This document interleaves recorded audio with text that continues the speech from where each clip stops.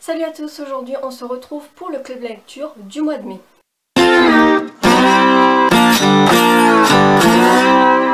Alors au mois de mai j'ai eu un mois un petit peu difficile au niveau lecture puisque je suis partie une semaine à Florence. Et du coup mes lectures ont un petit peu été perturbées par ce voyage. Et du coup voilà, j'ai lu mais pas trop quoi. Alors j'ai lu beaucoup de Shakespeare puisque en fait là je suis à fond sur mon mémoire. C'est la dernière ligne droite, il faut le rendre mi-juin, soutenance fin juin normalement. Donc vraiment là c'est à fond boulot. Il se trouve que Shakespeare est une des influences principales de George Martin pour le Trône de Fer. Du coup il fallait que je lise Shakespeare parce que je n'avais jamais lu Shakespeare et c'était un peu la honte et mon directeur de recherche m'a un petit peu engueulée en me traitant de caussarde, merci beaucoup. Donc voilà, je me suis mis à lire Shakespeare et j'ai commencé par Macbeth, donc aux éditions GF Flammarion, donc j'ai emprunté à la bibliothèque. Et voilà, j'ai découvert Shakespeare avec Macbeth parce que j'en avais entendu parler sur la chaîne de Ivo le Dévoreur et du coup ça me parlait un peu plus. C'est une pièce de théâtre sur fond de complot, d'intrigue politique, puisque en fait Macbeth projette de tuer le roi Duncan, qui est le roi d'Écosse, pour prendre sa place. Et voilà, j'ai adoré ce livre. Il y a certains passages assez drôles puisque en fait Shakespeare était quand même un gros coquin, puisque à un moment donné, donc Macbeth fait un monologue sur son poignard parce qu'il envisage de tuer le roi Duncan. Et il y a des passages un petit peu ambigus où on se demande s'il parle vraiment de son poignard ou d'autre chose. Ouais, vous voyez. Mais voilà, j'ai apprécié ma lecture, bien sûr je vous le recommande. Ensuite j'ai lu Henri IV, donc la première partie donc, de Shakespeare aux éditions Aubier dans bilingue, quoi, en bilingue. Alors c'est ce livre que j'ai pris pour aller à Florence et pour le lire dans l'avion et en fait voilà, je l'ai lu un peu au début dans l'avion, à l'aller, et puis au retour, donc il y a eu une semaine qui s'est passée entre les deux et du coup j'étais pas trop dans l'histoire. Mais pourtant je pense que c'est quand même une bonne pièce de théâtre, pareil sur fond d'intrigue politique. Là ça se passe en Angleterre je crois. Moi j'ai bien aimé le personnage de Falstaff, donc qui est un... J'ai trouvé que c'était un peu un mélange entre Tyrion Lannister et Robert Baratheon, puisque c'est un gros ivrogne mais tellement drôle et qui est en fait le meilleur ami du prince et il lui fait faire n'importe quoi. Il a une très mauvaise influence sur le prince, genre ils vont boire à la taverne, ce genre de truc. Et ben voilà, moi j'ai bien aimé ce personnage qui est vraiment complètement loufoque. Et voilà, on sent bien l'inspiration de Martin pour créer ces personnages avec les personnages de Shakespeare. Le dernier Shakespeare, et après j'arrête, promis, il s'agit de la tragédie sur Richard III, toujours de Shakespeare, ici aux éditions... C'est quoi comme édition? Je sais pas du tout quelle édition c'est, mais une très vieille apparemment, ça fait pas le zoom. Il y a marqué collection Shakespeare, donc bon, je sais pas, je l'ai emprunté à la bibliothèque. D'ailleurs c'est pour ça que je fais un petit peu vite fait mon club lecture, parce qu'il faut absolument que je les rende bientôt, donc voilà. J'ai pas pris le temps de bien analyser ce que j'allais vous dire ou quoi, rien n'est préparé, de toute façon comme d'habitude c'est un peu one again, hein. C'est pas grave, j'espère que vous ne m'en tirerez pas rigueur. Alors, donc Richard III, pareil, une pièce de théâtre, intrigue, complot politique. Là, il s'agit de Richard, qui est donc le frère du roi Édouard, qui est quatrième, je crois, troisième ou quatrième dans l'ordre de succession pour arriver au trône. Et il décide d'éliminer tous les membres de sa famille qui sont avant lui pour hériter du trône. Il fait assassiner son frère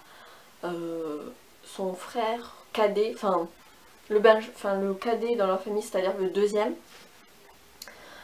Le premier est malade donc il meurt, et puis après je crois qu'ils zigouillent aussi les princes, si je me rappelle bien. Enfin en gros il y a quand même pas mal d'intrigues politiques et voilà, on aime le détester, ce Richard III qui est absolument...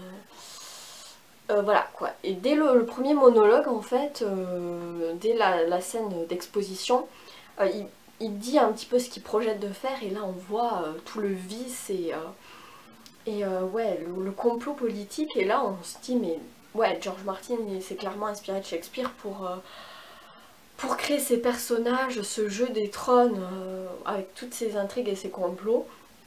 C'est clairement ça. Puis on retrouve certains noms de personnages aussi qui sont dans le Trône de Fer, comme par exemple Comte Rivers. On sait que Rivers c'est les noms des bâtards du Conflans, je crois, ou il me semble. On a James Tyrrell, donc comme les Tyrrell de Haut-Jardin. On a James Blunt, je sais pas comment on dit, Blunt. Pareil, un personnage de la garde royale, il me semble. Enfin voilà, la princesse Elisabeth, la princesse Marguerite, un peu comme Marguerite.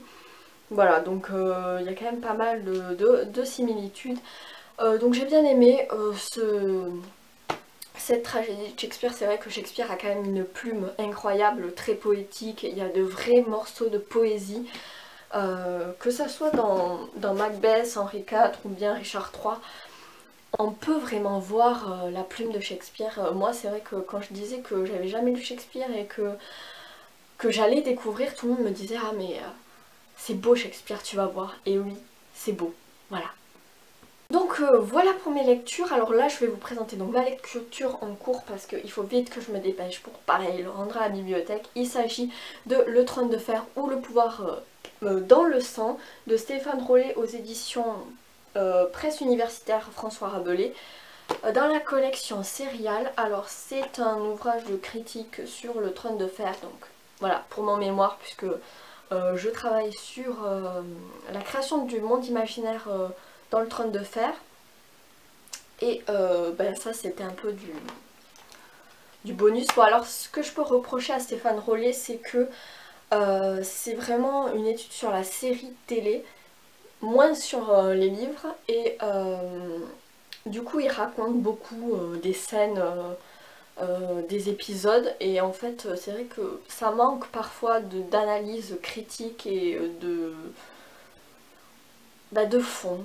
Ouais, non, pour l'instant j'en suis qu'au début quoi, mais enfin j'en ai lu quand même une bonne partie et pour l'instant c'est vraiment juste du catalogage un peu. Voilà, de ce qui se passe dans la série. Et hormis quelques petits points où par exemple il compare les Immaculés par exemple aux janissaires turcs ou je sais plus du Moyen-Orient. Après il parle beaucoup par exemple des scènes, enfin des tableaux de séries qui sont comparés à... Enfin des tableaux visuels de la série en fait si on fait un screenshot, enfin comment on dit en français? Une capture écran, voilà. Si on fait une capture écran par exemple d'une scène de Game of Thrones, il peut le comparer à un tableau de la Renaissance notamment, alors parce que c'est un spécialiste de la Renaissance et du coup il nous met de la Renaissance partout. Il dit qu'en fait pour lui Game of Thrones, la série, c'est beaucoup plus inspiré par la Renaissance que par le Moyen-Âge, parce que normalement la fantasy c'est très inspiration médiévale, mais là pour lui non c'est plutôt de la Renaissance. Alors quelque part oui, puisque pour tout ce qui est intrigue politique on pense notamment à Machiavel qui a écrit Le Prince, mais ouais je trouve que c'est quand même un peu tiré par les cheveux. J'ai pas encore fini de voir toutes ces théories. Mais bon après pour les fans de la série c'est un bon résumé de tout ce qui s'y passe de la saison 1 à la saison 4. On parle beaucoup plus de la série que des livres malheureusement. Mais bon voilà, je pense que pour un néophyte ça peut être sympa. Mais si jamais Stéphane Rollet, vous regardez cette vidéo, sachez que Braavos n'est absolument pas une ville esclavagiste. Bien au contraire, elle a été fondée par des esclaves qui ont fui les possessions de Valyria, donc voilà, c'était la petite parenthèse, rectification. Voilà. Voilà, c'est tout pour ce club lecture du mois de mai. J'espère que ça vous a plu, je sais que c'est des lectures plus pour le boulot en fait. C'est des lectures beaucoup plus pour mon mémoire, et parce que là c'est vraiment la dernière ligne droite, mais promis au mois de juin j'essaierai de faire des lectures un peu plus fun, Faudra aussi que je baisse ma palle parce qu'elle n'a pas du tout bougé ce mois-ci et c'est un peu problématique, donc je vais essayer d'y remédier au mois de juin. Sur ce, je vous souhaite de bonnes lectures et je vous dis à la prochaine. Salut!